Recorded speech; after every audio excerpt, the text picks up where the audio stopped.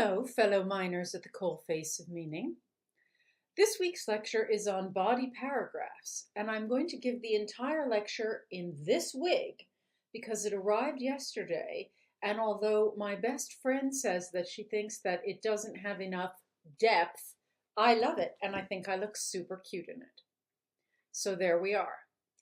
Okay, so this week we're going to talk about body paragraphs. And we're going to do this because I wanted to send you home with the break, learning something more than the simple words and punctuation and grammar building blocks of writing.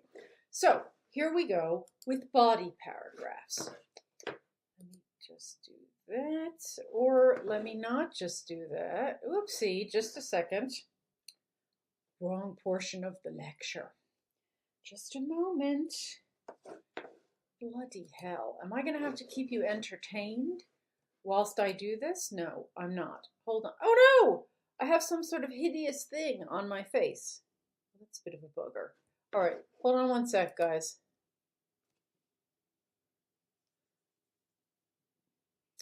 Lipstick. Okay, this can be considered an outtake. All right, here we go. Body paragraphs. This is the first part. Let's talk about body paragraphs. Body paragraphs obviously are the paragraphs where you make your individual points. A body paragraph has three goals: to present a point, to prove a point, and to make it plain why the point matters. We are going to take each of these goals in turn. A good way to remember these goals, and therefore the structure of the body paragraph, is the mnemonic that you've seen before, PEEL. Point, evidence, explanation, link. In a body paragraph, you make your point, you support your point with evidence and examples, you explain in detail how and why your evidence supports your point, and you link your point to your thesis, or you use this final sentence to link to the next paragraph. I would argue that you sometimes need another sentence, and I call this the so what sentence. This sentence explains to your reader why your point matters. And we're going to discuss this toward the end of the last part of this lecture. At the moment, we're going to tackle the fact that, oh, did you see what I did there? I was going to say something else, and then I just smoothly segued in. Remember that each body paragraph can only discuss one topic. New point, new paragraph. We're also going to discuss this at the very end of the final lecture because it's more important than you think. Think of your essay's reader as infinitely intelligent but utterly ignorant. Or, with my love of acronyms, IIUI. They can understand anything you explain to them, but they know nothing about your topic except what you tell them. This is actually extremely important, so I'm going to repeat it. Think of your reader as infinitely intelligent, but utterly ignorant about your topic. For this lecture, which is to say all three parts of it, we're going to work with a paragraph about Robert Herrick's short poem, When As in Silks. Here's the poem.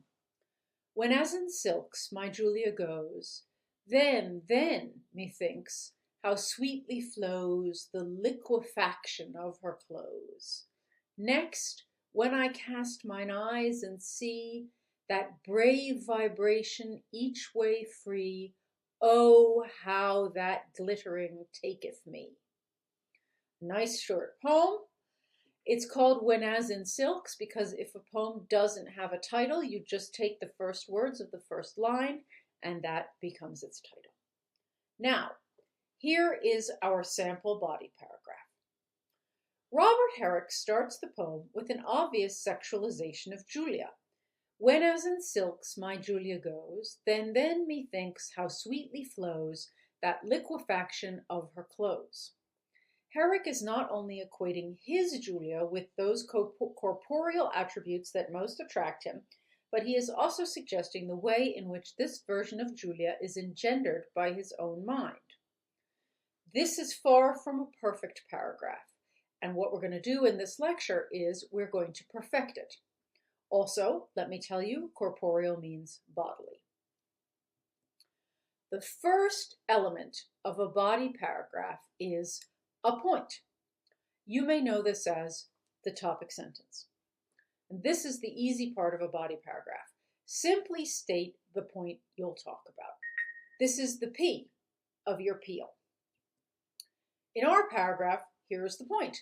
Robert Herrick starts the poem with an obvious sexualization of Julia. Okay, nice, clear point. And the reader has even helped by providing the lines in which she sees Herrick performing his sexualization.